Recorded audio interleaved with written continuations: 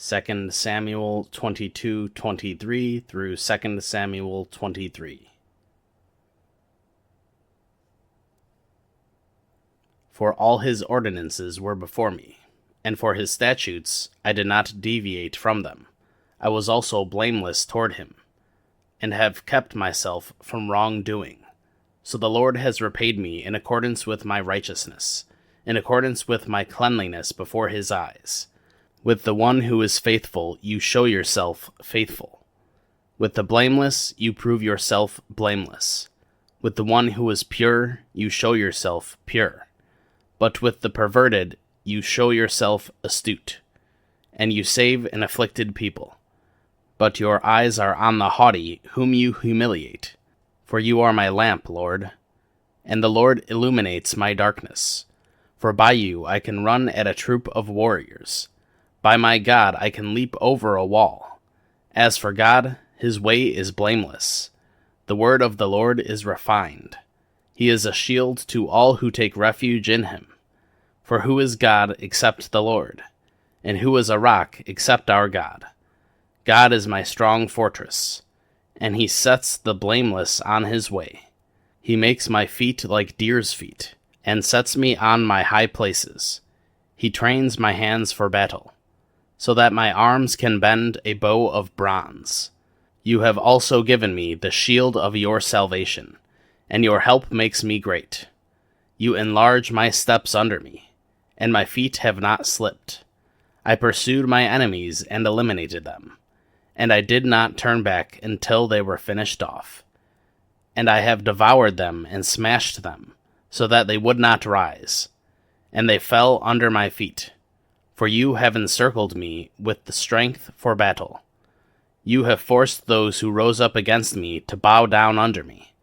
You have also made my enemies turn their backs to me, and I destroyed those who hated me. They looked, but there was no one to save them, even to the Lord, but he did not answer them. Then I pulverized them as the dust of the earth. I crushed and trampled them like the mud of the streets. You have also saved me from the contentions of my people. You have kept me as head of the nations. A people I have not known serve me. Foreigners pretend to obey me.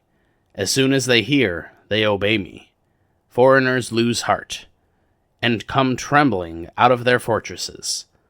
The Lord lives, and blessed be my rock, and exalted be my God, the rock of my salvation, the God who executes vengeance for me, and brings down peoples under me, who also brings me out from my enemies. You also raise me above those who rise up against me. You rescue me from the violent person. Therefore I will give thanks to you, Lord, among the nations, and I will sing praises to your name. He is a tower of salvation to his king, and shows favor to his anointed, to David and his descendants forever. Now these are the last words of David. David, the son of Jesse, declares, "The man who was raised on high, the anointed of the God of Jacob, and the sweet psalmist of Israel, declares, The Spirit of the Lord spoke through me, and his word was on my tongue. The God of Israel said it. The Rock of Israel spoke to me. He who rules over mankind righteously, who rules in the fear of God, is like the light of the morning when the sun rises, a morning without clouds, when the fresh grass springs out of the earth, from sunshine after rain. Is my house not indeed so with God? For he has made an everlasting covenant with me, properly ordered in all things, and secured. For will he not indeed make all my salvation and all my delight grow? But the worthless, every one of them, are scattered like thorns, because they cannot be taken in hand. Instead, the man who touches them must be armed with iron and the shaft of a spear, and they will be completely burned with fire in their place. These are the names of the mighty men whom David had: Josheb-Basshebeth, a Tahakamite, chief of the captains. He was called Adino the Eznite, because of 800 who were killed by him at one time. and after him was Eleazar, the son of Dodo the Ahohite, one of the 3 mighty men with David when they defied the Philistines who were gathered there to battle and the men of Israel had withdrawn. He rose up and struck the Philistines until his hand was weary, and it clung to the sword. And the Lord brought about a great victory that day, and the people returned after him only to plunder the dead. Now after him was Shammah, the son of Agi, a Hararite. And the Philistines were gathered into an army where there was a plot of land full of lentils, and the people fled from the Philistines. But he took his stand in the midst of the plot, defended it, and struck the Philistines, and the Lord brought about a great victory. Then 3 of the 30 chief men went down and came to David at harvest time, to the cave of Adullam, while the army of the Philistines was camping in the valley of Rephaim. David was then in the stronghold, while the garrison of the Philistines was then in Bethlehem. And David was craving, and said, "Oh, that someone would give me water to drink from the well of Bethlehem, which is by the gate."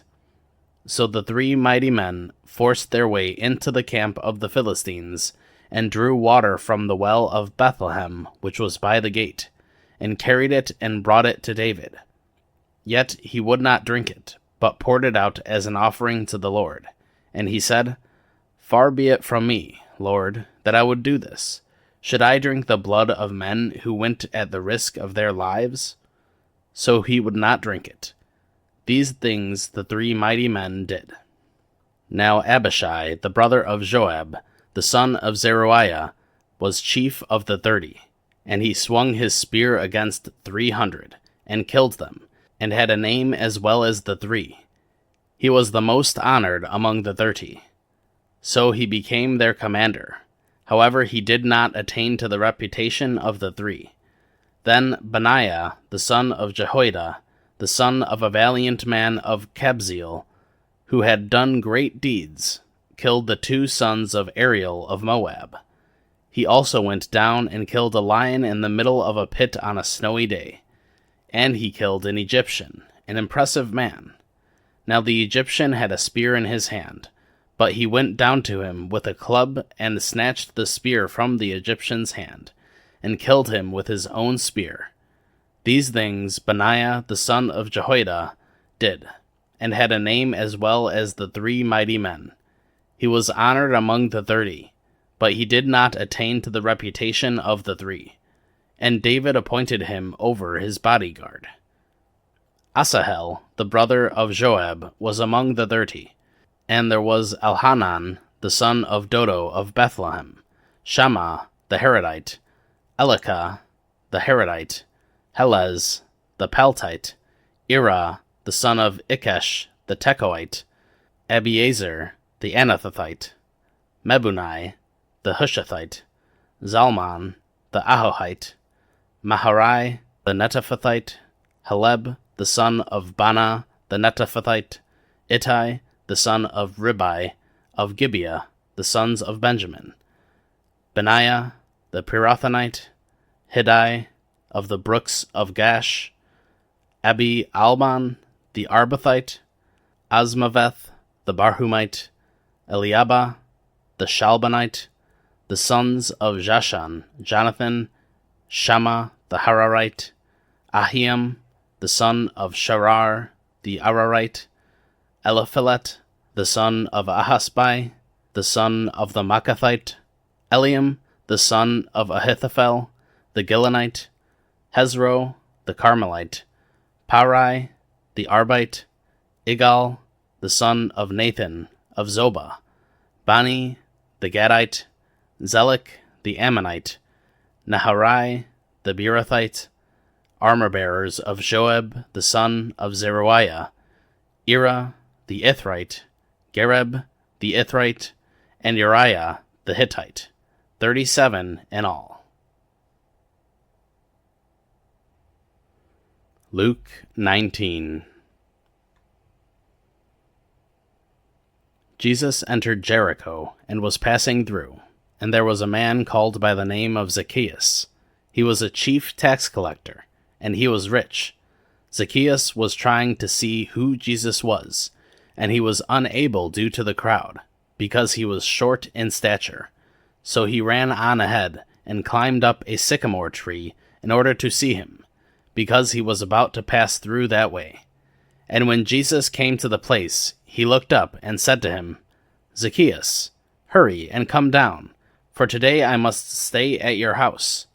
And he hurried and came down, and received him joyfully. When the people saw this, they all began to complain, saying, "He has gone in to be the guest of a man who is a sinner."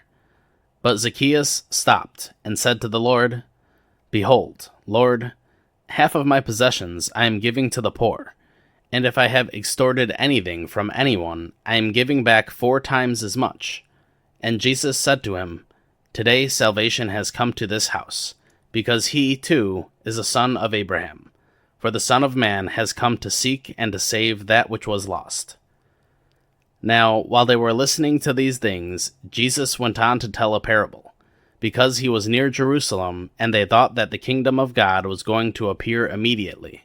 So he said, "A nobleman went to a distant country to receive a kingdom for himself, and then to return. And he called 10 of his own slaves, and gave them 10 minas, and said to them, 'Do business with this money until I come back.'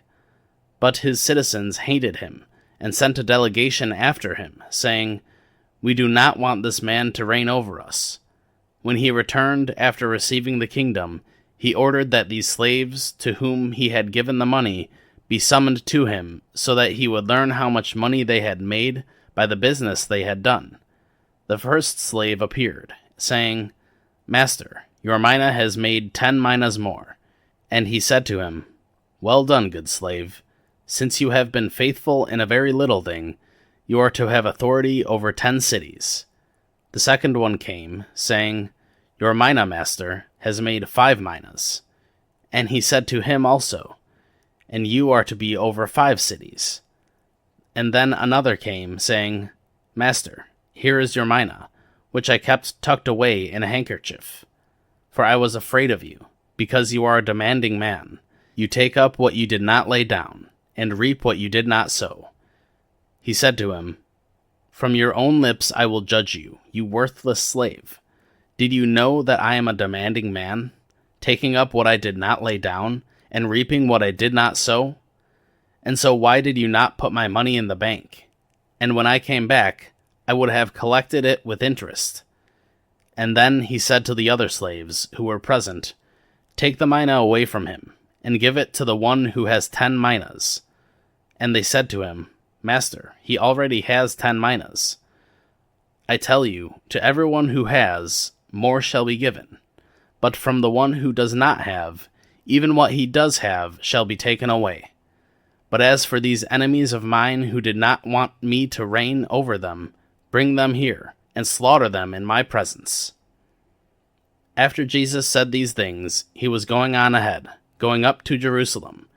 When he approached Bethphage and Bethany, near the mountain that is called Olivet, he sent 2 of the disciples, saying, "Go into the village ahead of you.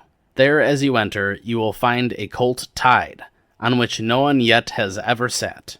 Untie it and bring it here. And if anyone asks you, 'Why are you untying it?' you shall say this, 'The Lord has need of it.'" So those who were sent left and found it just as he had told them. And as they were untying the colt, its owners said to them, "Why are you untying the colt?" They said, "The Lord has need of it." And they brought it to Jesus. And they threw their cloaks on the colt, and put Jesus on it. And as he was going, they were spreading their cloaks on the road. And as soon as he was approaching, near the descent of the Mount of Olives, the whole crowd of the disciples began to praise God joyfully with a loud voice for all the miracles which they had seen, shouting, "Blessed is the King, the one who comes in the name of the Lord, peace in heaven and glory in the highest." And yet some of the Pharisees in the crowd said to him, "Teacher, rebuke your disciples."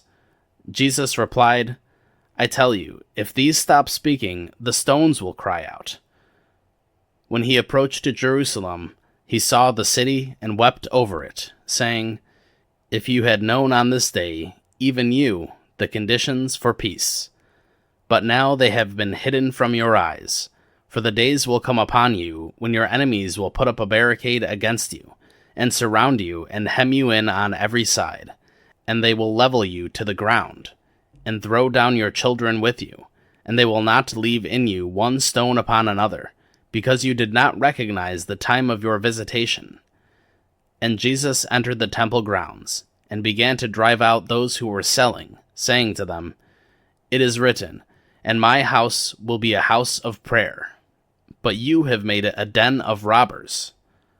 And he was teaching daily in the temple, but the chief priests and the scribes and the leading men among the people were trying to put him to death, and yet they could not find anything that they might do it, for all the people were hanging on to every word he said.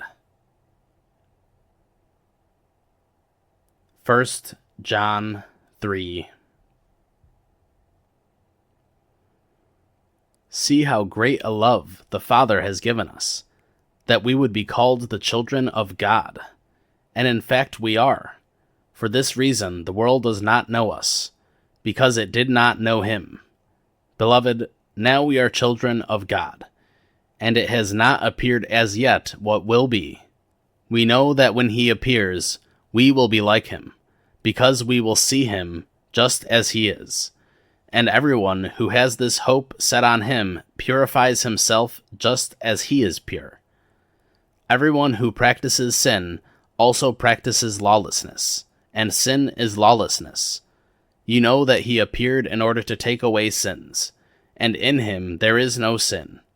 No one who remains in him sins continually.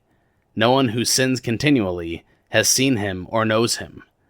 Little children, make sure no one deceives you.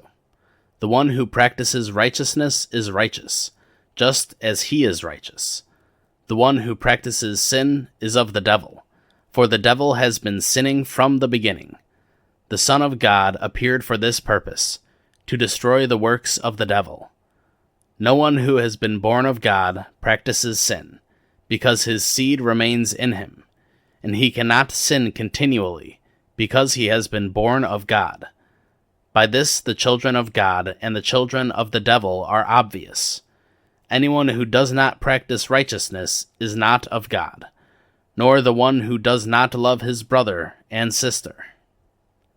For this is the message which you have heard from the beginning, that we are to love one another, not as Cain, who was the evil one and murdered his brother. And for what reason did he murder him? Because his own deeds were evil, but his brothers were righteous. Do not be surprised, brothers and sisters, if the world hates you. We know that we have passed out of death into life, because we love the brothers and sisters. The one who does not love remains in death. Everyone who hates his brother or sister is a murderer, and you know that no murderer has eternal life remaining in him. We know love by this, that he laid down his life for us, and we ought to lay down our lives for the brothers and sisters. But whoever has worldly goods and sees his brother or sister in need and closes his heart against him, how does the love of God remain in him?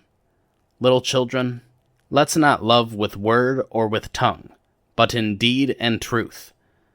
We will know by this that we are of the truth, and will set our heart at ease before him, that if our heart condemns us, that God is greater than our heart, and he knows all things.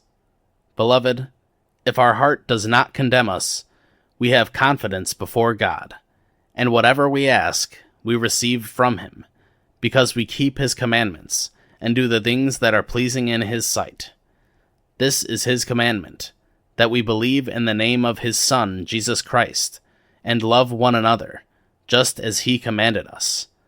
The one who keeps his commandments remains in him, and he in him. We know by this that he remains in us, by the Spirit whom he has given us. Proverbs 22:22 through 29.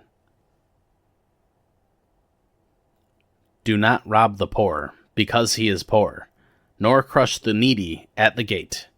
For the Lord will plead their case, and take the life of those who rob them. Do not make friends with a person given to anger, or go with a hot-tempered person, or you will learn his ways and find a snare for yourself. Do not be among those who shake hands, among those who become guarantors for debts. If you have nothing with which to repay, why should he take your bed from under you? Do not move the ancient boundary, which your fathers have set. Do you see a person skilled in his work? He will stand before kings. He will not stand before obscure people. Psalm 123. To you I have raised my eyes, you who are enthroned in the heavens. Behold, as the eyes of servants look to the hand of their master, as the eyes of a female servant to the hand of her mistress, so our eyes look to the Lord our God, until he is gracious to us. Be gracious to us, Lord, be gracious to us. For we have had much more than enough contempt. Our soul has had much more than enough of the scoffing of those who are at ease, and with the contempt of the proud.